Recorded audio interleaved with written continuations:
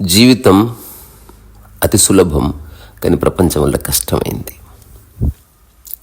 అష్టవక్ర సంహిత chapter 18 talk 93. ప్రపంచంలో ఉన్న రకరకాల విషయాలు, వాటి గురించి మనం పెట్టే పరుగులు, మన పోలికలు, మన ఒపీనియన్స్, మన జడ్జిమెంట్స్, ఇవన్నీ మన లోపల ఒక రకమైన విషయాసక్తిని, వాసనని సృష్టిస్తాయి. తద్వారా మనకు కొన్ని భయాలు ఏర్పడతాయి, కొన్ని అజంప్షన్స్ ఏర్పడతాయి, కొన్ని ఫోబియాలు ఏర్పడతాయి, కొన్ని కాంప్లెక్స్లు ఏర్పడతాయి. అవేమిటో మనకు తెలియదు, కానీ నిరంతరం అవి మనల్ని తరుముతూ ఉంటాయి. మనం వాటిని తప్పించుకోవడానికి ఏదో చేస్తూ ఉంటాం, పారిపోతుంటాం. ఈరోజు అష్టావకుడు చెప్తున్న సూత్రం మనందరికీ సంబంధించింది. అంటే క్రాస్ చెక్ చేసుకోవచ్చు ఇమ్మీడియట్లీ. అష్టావకుడు చెప్పే ప్రతి సూత్రము మనం నిరంతరం క్రాస్ చెక్ చేసుకోవచ్చు. ఇప్పుడు నిరపేక్షగా ఉండు, చెక్ చేసుకోవచ్చు ఎంబడే. ఎక్కడెక్కడ నువ్వు ఆపేక్ష ప్రదర్శిస్తున్నావు, ఎక్కడెక్కడ ఉపేక్షగా ఉంటున్నావు. సాక్షిగా ఉండు, ఎక్కడ సాక్షిగా ఉంటున్నావు, ఎక్కడ నువ్వు ఇన్వాల్వ్ అవుతున్నావు. ద్వంద్వము లేకుండా ఉండు, ఎక్కడెక్కడ ద్వంద్వం వస్తుంది. అష్టవక్రుడు చెప్పే ప్రతి సూత్రం, ప్రతి మాట మనం వెంటనే క్రాస్ చెక్ తగ్గది చేసుకోవాలి కూడా. ఎవరైతే అష్టవక్ర సంహిత టాక్ విని బాగుంది బాలేదన్నారో వాళ్ళకి పండిత పురాణం వినడం అలవాటైంది అని అర్థం. చెప్పేవాడు ముఖ్యం కాదు, బాగుంది బాలేదు అని జడ్జిమెంట్స్ పాస్ చేయడం ముఖ్యం కాదు. అది అర్థం చేసుకుని ఆచరించి అష్టావకుడు అనుభవించే స్థితి, రమణ మహర్షి అనుభవించే స్థితి, అది ఎవరు అనుభవించే స్థితి అయినా ఆ స్థితిలో నువ్వు ఉన్నప్పుడు, that is the way of life. ఈరోజు అష్టావకుడు చెప్తున్న సూత్రంలో ఒక పోలిక ఉంది. దాదాపు అన్నింటిలోనూ జ్ఞాని అజ్ఞాని అనే పోలిక కనిపిస్తూ ఉంటుంది. ఇది ఇంకాస్త రిలవెంట్ టాపిక్ ఉన్న పోలిక ఇది. ఏమంటాడంటే, విషయద్వీపినో వీక్ష్య చకితాః శరీనార్థినా విశంతి జటితి క్రోడ నిరోధైకాగ్ర్యసిద్ధయే.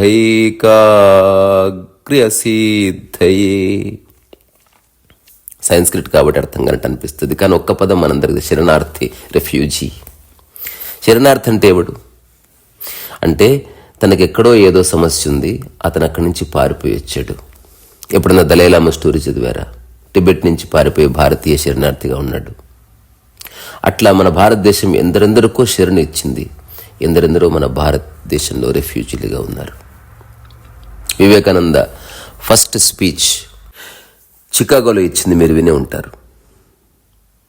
Sisters and brothers of America అని, it fills my heart with joy unspeakable to rise in response to the warm and cordial welcome which you have given us అని ఆ చిన్న speech, first speech was very short version. అందులో ఏమంటాడంటే, we believe not only in universal toleration but we accept all religions as true.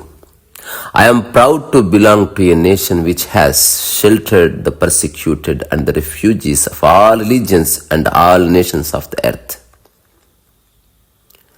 I am proud to tell you that we have gathered in our bosom the purest remnant of the Israelites who came to southern India and took refuge with us. అంటే నేనేం చెప్పాలనుకుంటున్నా, refuge, శరణార్థి అనే పదం అష్టావకుడు వాడాడు. దాని సారాన్ని కాస్త అర్థం చేసుకుందాం. అంటే నువ్వు ఒక పెద్ద సమస్యలో ఉన్నావు, అక్కడ నీకు సెక్యూరిటీ లేదు, అక్కడి నుంచి నువ్వు ఒక దగ్గరికి వచ్చి తల దాచుకున్నావు, అక్కడ నీకు కాస్త రక్షణ దొరికింది, కాస్త మనసు కుదుటపడ్డది. సో విషయద్వీపినో వీక్ష్య చకితా శరణార్థిన విశంతి జటితి క్రోఢ నిరోధై ఏకాగ్ర్య సిద్ధయే. విషయ వ్యాఘ్రాన్ని చూసి శరణార్థి భయపడి చిత్త నిరోధం కోసం, ఏకాగ్రత సిద్ధి కోసం శీఘ్రంగా కొండ గుహలో ప్రవేశిస్తాడు. కానీ అజ్ఞానికి అంతర్వృత్తి వ్యాపిస్తుంది, దుఃఖం ఎక్కువ అవుతుంది, శాంతి కొంచెం కూడా ఉండదు. జ్ఞాని జీవన్ముక్తుడు విషయ వ్యాఘ్రాన్ని చూసి ఒక బొమ్మ వలనో ఇంద్రజాలికమైన ఆట వస్తువులను భావిస్తాడు, భయం చెందడు. ఇది యాక్చువల్లీ అర్థం చేసుకోవాల్సిన విషయం. అదేమిటంటే మనకి ఏదైనా పెద్ద సమస్య వచ్చినప్పుడు ఆ సమస్య నుంచి మనం పారిపోతాం.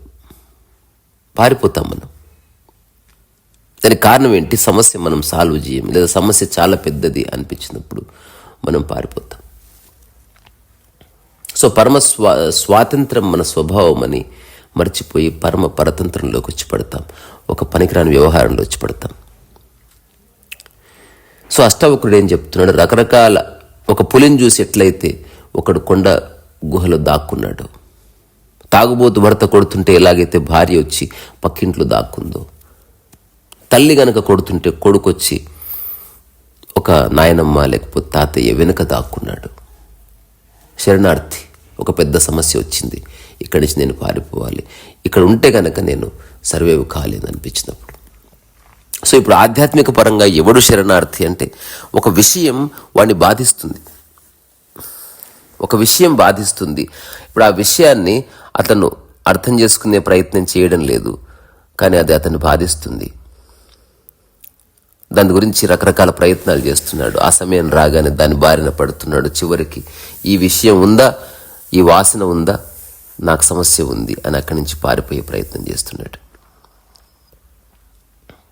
సో ఈ భూమి మీద 4 రకాల వ్యక్తులు 4 రకాల సమస్యల్ని సాల్వ్ చేసే ప్రయత్నం చేస్తారు. ఇది అందరికీ తెలిసిందే. ఇప్పుడు నేను చెప్తున్నదంతా కాస్త విశ్లేషణాత్మకమైన ధోరణి అంతే. ఇప్పుడు నేను చెప్పే విషయాలు ఏవి తెలియదని కాదు, కాస్త ఎక్కువ గమనిస్తే తెలిసే విషయాలు కొన్ని ఉంటాయి, ఎక్కువ చూస్తే తెలిసే విషయాలు కొన్ని ఉంటాయి. మన అనుభవ ప్రమాణమైనప్పుడు అది చెప్తున్న దాంట్లో స్పష్టత ఉండొచ్చు, అది వేరే విషయం. బట్ నేను చెప్తున్నది అందరికీ తెలిసిందే. సో సమాధానం కోసం, సమస్య ఉంది, దాని సమాధానం కోసం ప్రయత్నించడం మొదటి స్టెప్. ఇది అందరూ చేస్తారు. రెండవది, సమస్య ఉంది, సాధ్యం కాదని గుర్తిస్తారు. ఇది మన చేతిలో లేదు, ఇది కూడా అందరూ చేస్తారు.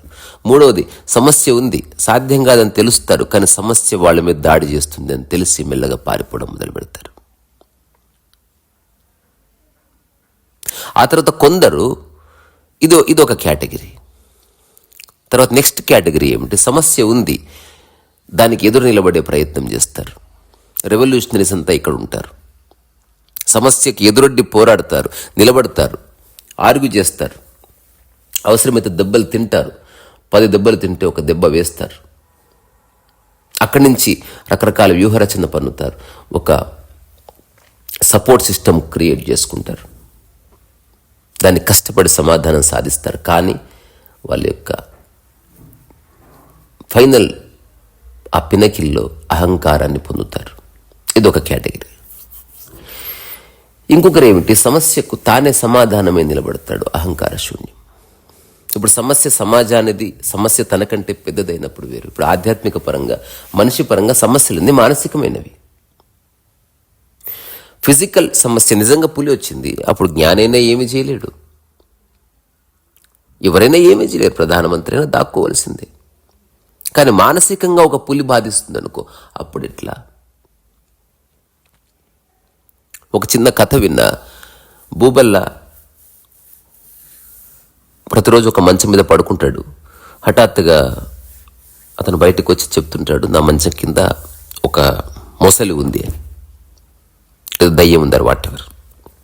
సో అందరు వెళ్ళి చూస్తారు, దయ్యం లేదు కదా మంచం కింద అంటే, లేదు, ఆ మంచం కింద ఉంది, నేను పడుకున్నప్పుడు అది నా మీద దాడి చేస్తుంది, నన్ను భయపెడుతుంది, నాకేమేమో చెప్తుంది అంట. సో ఎంతమంది వచ్చి చెప్పినా భూబల్లా వినడు. ఆ తర్వాత రకరకాల డాక్టర్స్ దగ్గరికి వెళ్తాడు, తన సమస్య చెప్తూ ఉంటాడు. అందరు ఇచ్చిన సలహా ఏమిటి? సమస్యకు సమాధానం ఇక్కడ, నువ్వు ఆ మంచాన్ని వదిలేసి వేరే దగ్గర పడుకో. అటు వేరే దగ్గర పడుకుంటే నా కుటుంబాన్ని మొత్తం నాశనం చేస్తా అంటుంది అది. రెండోది, అది మంచం కింద నుంచి బయటికి రాదు, అది మంచం కిందనే ఉంటుంది, అది అర్ధరాత్రి నువ్వు మంచం కిందికి లాక్కుంటుంది. ఇదంతా వింతగా అనిపించింది ఊరి వ్యక్తులకి. రకరకాల వ్యక్తులు రకరకాల సమాధానాలు చెప్పారు. అయినప్పటికీ ఇతని మనసు స్వాంతన చెందలే. ఎందుకంటే అదే ఆ సమస్య అతను నిజం అనుకుంటున్నాడు. మెల్లమెల్లగా ఒక రోగిలాగా మారిపోయాడు. ఊర్లో అతని మాట ఎవరు వినడం లేదు. అందరు డాక్టర్స్, అన్ని చెకప్లు అయిపోయాయి, అన్ని మెడిసిన్స్ అయిపోయాయి. Everything has been done. ఎవరైనా సరే, ఇప్పుడు ఎవరైనా ఏడుస్తున్నారు, ఒక 5 నిమిషాలు 10 నిమిషాలు నీకు అటెన్షన్ పే చేస్తారు. నువ్వు ఏడుపు సాయంత్రం వరకు ఏడిస్తే ఎవరు పట్టించుకోరు. అందుకే తక్కువ సమయంలో బయటపడ్డప్పుడు దానికి ఒక విలువ ఉంటుంది. సో భూబల్ల ఈ భయానికి లోబడి చివరికి ఒక రోగిగా మారిపోయి ఆ గదిలో అక్కడే పడుంటున్నాడు. మధ్య మధ్య అరుస్తున్నాడు, కేకలేస్తున్నాడు, బయటికి పరిగెత్తుకొని వస్తున్నాడు, దయాన్ని తిడుతున్నాడు. Something is happening. సో అందరూ అనుకున్నారు భూబల్ల జీవితం ఇలా ఎండ్ అయిపోతుంది, తన సమస్య తన్ను మింగేస్తుంది.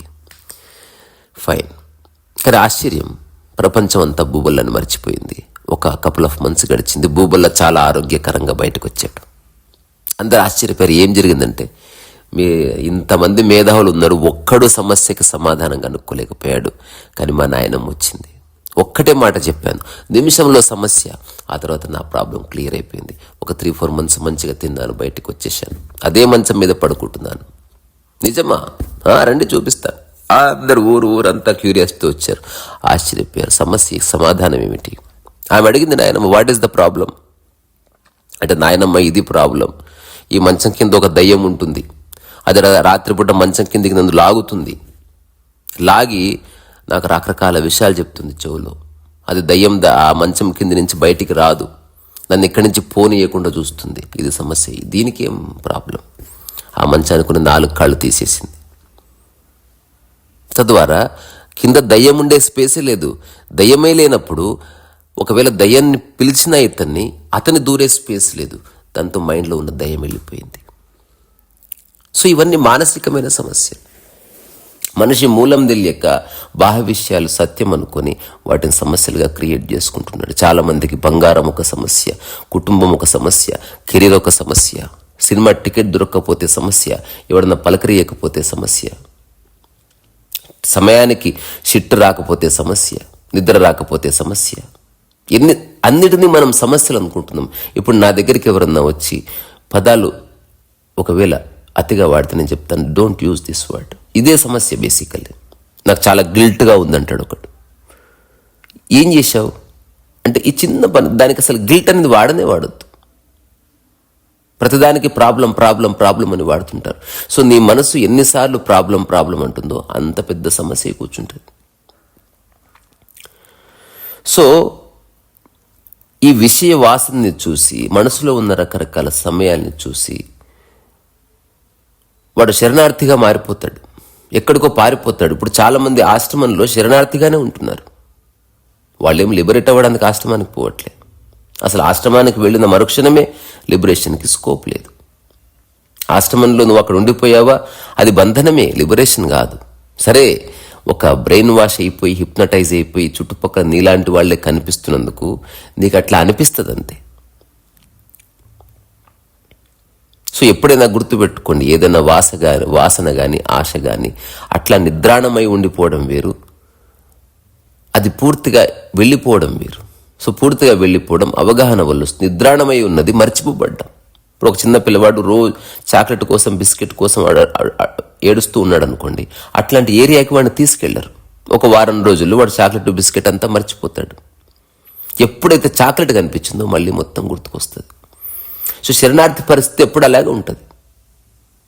సో ఎప్పుడైతే పులి వస్తుంది ఇక్కడికి అని తెలిసిందో వాడు ఖచ్చితంగా భయపడతాడు.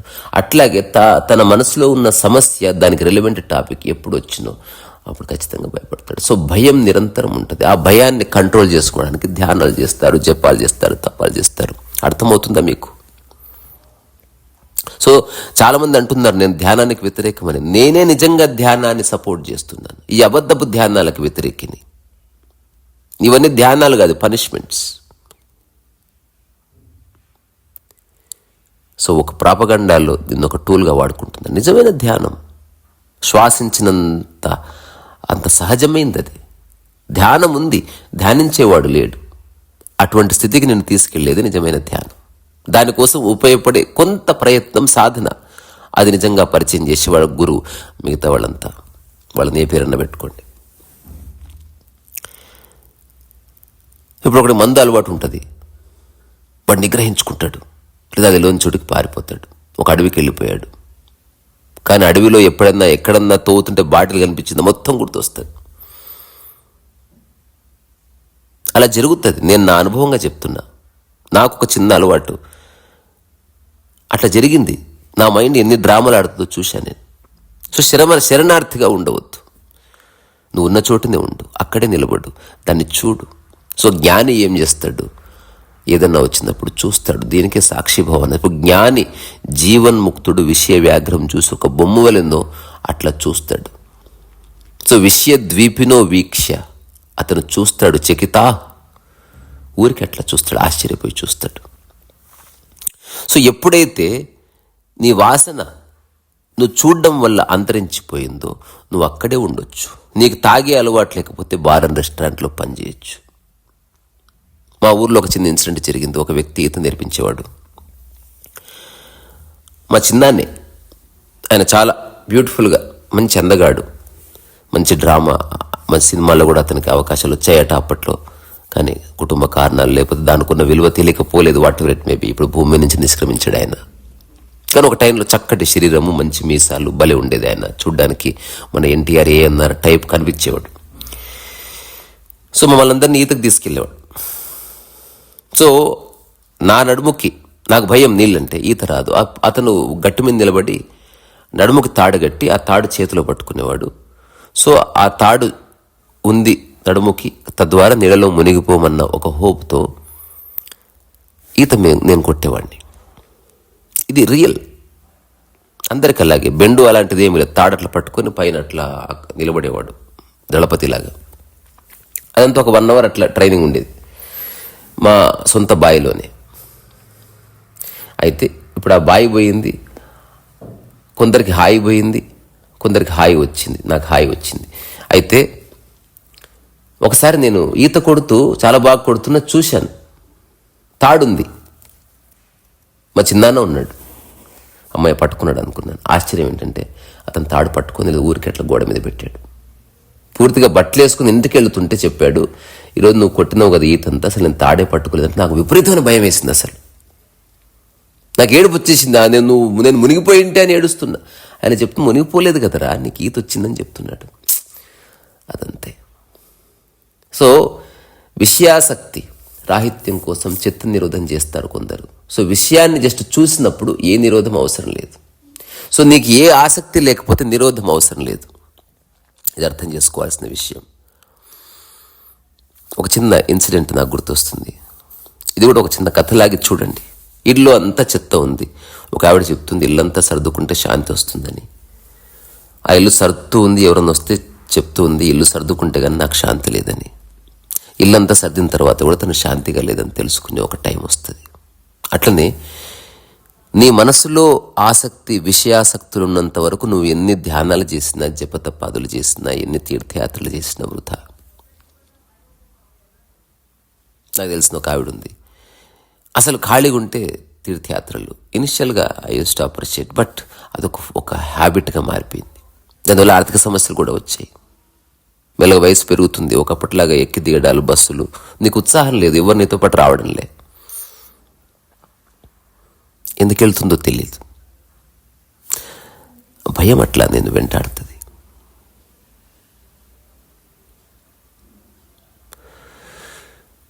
సో అష్టావక్రుడు చెప్పే ప్రతి మాట ఏదో కష్టమైంది అని అనుకోవద్దు. It's very very very subtle and simple.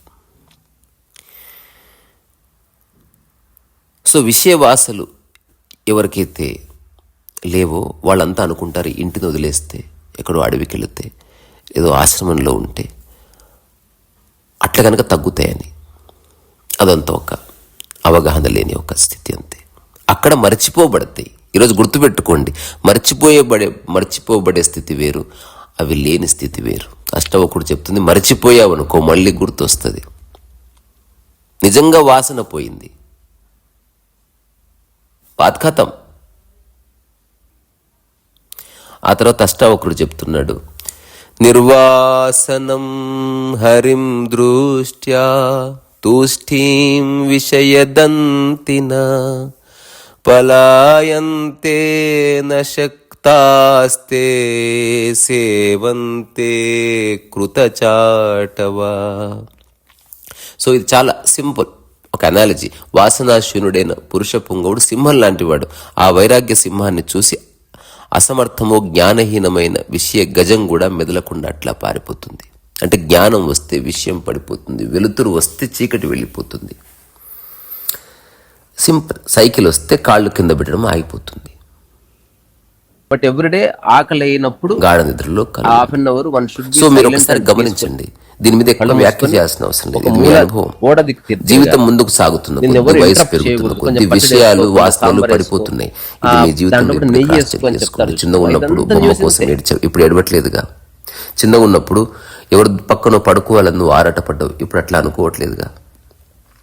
చిన్నగా ఉన్నప్పుడు రకరకాల రుగ్మతలు ఉన్నాయి, రకరకాల వాసనలు ఉన్నాయి, అవన్నీ నువ్వే పట్టుకున్నావు, వాటి కోసం ఏడ్చావు. చిన్నగా ఉన్నప్పుడు నీ నోట్లో వేలు నువ్వు పెట్టుకొని ఎవడైనా వేలు తీస్తే ఏడిచావు. ఇప్పుడు అవెందుకు లేవు అంటే ఆ వాసనలు పోయాయి. ఆ వాసనలు మరుగున పడలేదు, ఆ వాసనలు మర్చిపోబడలేదు, ఆ వాసనలే లేవు. ఎందుకంటే ఆ వాసన యొక్క మూలము నీ మనసులో నుంచి ఆవిరైపోయింది. ఇదొక్కటి అర్థం చేసుకోండి. వాసన మర్చిపోబడ్డం వేరు, ఆవిరైపోవడం వేరు. అది డిసపియర్ అయిపోయింది, జస్ట్ డిసపియర్డ్. కానీ సమస్య అంతా ఎక్కడొస్తుంది? అజ్ఞాని ఒక వాసన తర్వాత ఇంకో వాసన పట్టుకొని అట్లా జీవిత చరమాంకం వరకు వెళుతున్నాడు. This is wrong. జ్ఞాని ఎవడు?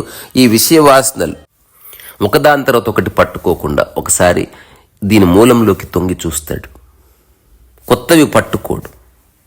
దీనికోసం చాలా చాలా చాలా చాలా జీవితాలు సంకనాకపోయి అర్థం చేసుకో. చిన్న విషయం, అసలు ఆధ్యాత్మికత అంత చిన్న విషయం ప్రపంచంలో మరొకటి లేదు. ఇప్పుడు నేను చెప్పే స్టేట్మెంట్లో దాని రహస్యం అంతా దాగుంది. సరే, నేను కౌన్సిల్స్గా చాలా మంది నన్ను అడుగుతున్నారు, నువ్వేమన్నా అథారిటీ? వీటికి అథారిటీస్ ఉండరు బాయ్ సాబ్. దీనికి ఐఎస్ఐ మార్కులు నీ స్థితే నువ్వు చెప్పేది. ఇంకోటి, ఇది ప్రూవ్ చేసేది కాదు. నేనేం దుకాణం పెట్టను, నేనేం ప్రోడక్ట్లు అమ్ముతలేను, నేనేం ధ్యానం నమ్ముతలేను, చెప్తున్నా. నువ్వు ఆలోచించుకో. సరే, నేను చెప్పింది బక్వాస్ అనిపిస్తే వదిలే, క్యా ఫరక్ పడతా. నాకు వద్దే వద్దు జనాలతో, అయినప్పటికీ చెప్తున్నాను, సత్యం ఇది కాబట్టి. సో చేతిలో వస్తువును పట్టుకో, మనసులో పట్టుకోకు, ఇంతే నువ్వు చేయవలసింది. దేన్ని హ్యాబిట్గా మార్చుకోకు, ఇంతే నువ్వు చేయవలసింది. దేనికి అధిక ప్రాధాన్యత ఇయ్యకు. ఒకటి లేకపోతే నీ ఎగ్జిస్టెన్స్ లేదు అని నీకు అనిపిస్తుందా? అక్కడ నీకు విషయం. వాసన అంటే అది తర్వాత ఒకటి అయిపోయిన తర్వాత కూడా మళ్ళీ కావాలనిపిస్తే వాసన అంటే అది. ఇంత ఇది గుర్తుపెట్టుకో. ఇది నా అనుభవంలో చెప్తున్నా. నా జీవితంలో నన్ను వదలని వాసనలు కొన్ని ఉండేవి. సో ఏదైనా వాసనని నిరంతరం కావాలనిపిస్తుంది అంతే. సో ఇప్పుడు జ్ఞాని ఏం చేస్తాడు? వాటిని చూస్తాడు. ఒక చిన్న కథ చెప్తా, ఆ తర్వాత బాయ్ చెప్పుకుందాం. ఒక అడవిలో ఒక సింహం ఉందంట. ఆ సింహాన్ని చూడడానికి ఒక ఫ్రెండ్ సింహం వచ్చింది. వాళ్ళిద్దరు పిచ్చపాటిగా మాట్లాడుకుంటున్నారు. ఈ బయట ఊరి నుంచి వచ్చిన సింహం అడుగుతుంది, అంత ఓకేనా, నీ మాట అందరు వింటున్నారా, నువ్వు గర్జిస్తే భయపడి పారిపోతున్నారు. అఫ్ కోర్స్ వాటి మాటలే మాట్లాడుకుంటాయి. ఒక పొలిటీషియన్ మాట్లాడుకుంటే అధికారం గురించి, రియల్టర్ మాట్లాడితే భూముల గురించి మాట్లాడుకుంటారు కదా, ఎవరి టాపిక్స్ వాళ్ళే. ఇలా ఉండగా గుహ బయట ఒక అరుపు వినిపించింది. ఇలా వినిపించింది, రా బయటికి రా, దమ్ముంటే ఫైటింగ్ చేద్దామని. ఈ వచ్చిన సింహం ఎవరు వచ్చింది ఛాలెంజ్ చేస్తున్నారు. ఇంకో సింహం అంటే కాదు, అది గాడిద. ఈ వచ్చిన సింహానికి, అతిథి సింహానికి చాలా కోపం వచ్చింది. ఒక గాడిద వచ్చి ఛాలెంజ్ చేస్తే పోయి దాన్ని మెడగొరికి దాన్ని తీసుకురాకుండా పోరాడదాంపా అంటే లేదు పోరాడదాం అని చెప్పింది సింహం. వై? ఒకడు చెప్తున్నా, ఈ ఎగ్జాంపుల్ రెండు. ఒకడు విషయంతో పోరాడుతున్నాడు, ఒకడు విషయాన్ని చూస్తున్నాడు, దాన్ని అర్థం చేసుకుంటున్నాడు. ఇప్పుడు అర్థం చేసుకునే వ్యక్తి చెప్తున్నాడు, చూడు మిత్రమా, ఆ గాడిద ఇప్పుడు కాదు, సంవత్సరం నుంచి ఛాలెంజ్ చేస్తూనే ఉంది. ఊరందరినీ వెంట పెట్టుకుని వచ్చి ఛాలెంజ్ చేస్తే తొడలు కొట్టిపోతుంది, అక్కడే పడుకుంటుంది.